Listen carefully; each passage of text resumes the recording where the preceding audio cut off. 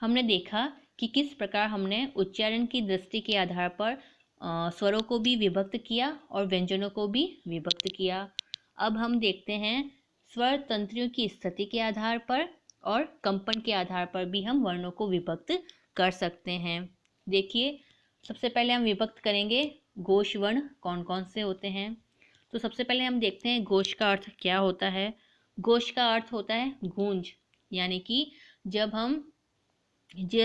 हम किसी भी वर्ण का उच्चारण करते हैं तो उच्चारण करते समय जो ध्वनि है, तो उस ध्वनि के आधार पर स्वर तंत्र में कंपन उत्पन्न होता है, उसको हम घोष वर्ण की श्रेणी में रखेंगे।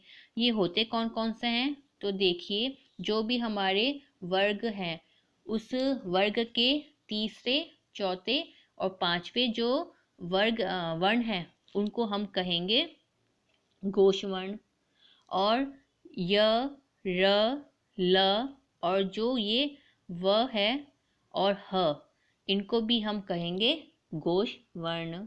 यानी कि जब हम इनका उच्चारण करते हैं एक विशेष प्रकार का कंपन उत्पन्न होता है, इनको हम घोष वर्ण की श्रेणी में इनको रखेंगे। अब आगे देखिए अघोष। अघोष का अर्थ क्या होता है? जिसमें कंपन उत्पन्न नहीं होता, यानी कि जब हम किसी भी वर्ण का उच्चारण करते हैं तब मुख विवर से निकलने वाली जो ध्वनि है उसमें किसी भी प्रकार का कंपन उत्पन्न नहीं हुआ है, उनको हम कहेंगे अघोष वर्ण।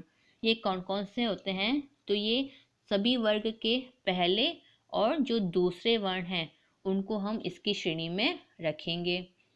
क, ख, च, छ, इनको हम सब अघोष वर्ण की श्रेणी में रखेंगे। और जो श, श और जो स है इनको भी हम अघोष वर्ण की श्रेणी के अंदर रखेंगे। अब देखिए, जितने भी जो स्वर हैं उनको हम घोष वर्ण की श्रेणी में रखते हैं।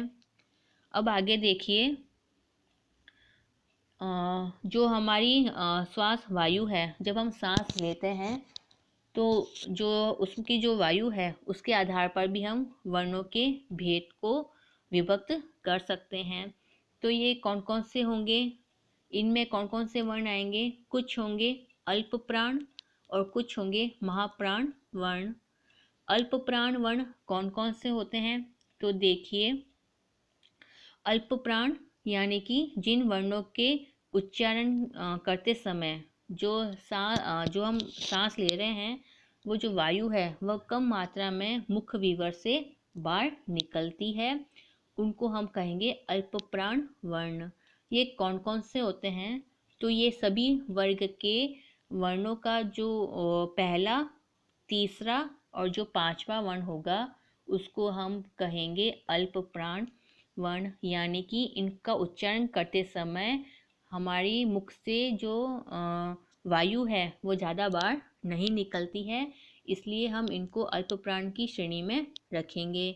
साथ में जो ये य, र, ल और व है इसको भी हम अल्प प्राण की श्रेणी में रखेंगे। और जितने भी स्वर हैं उनको हम अल्प प्राण की श्रेणी में ही रखेंगे। अब देखिए महाप्राण। महाप्राण यानी कि जिन वर्णों के उच्चारण करते समय जो श्वास वायु है वह अधिक मात्रा में मुख विवर से बाहर निकलती है, उसे हम महाप्राण ध्वनियाँ कहते हैं। जैसे कि देखिए, प्रत्येक वर्ण का दूसरा और चौथा जो वर्ण है उसको हम कहेंगे महाप्राण ध्वनियाँ। और जितने भी श, श, स और जो ह है उसको हम कहेंगे महाप्राण ध्वनियाँ।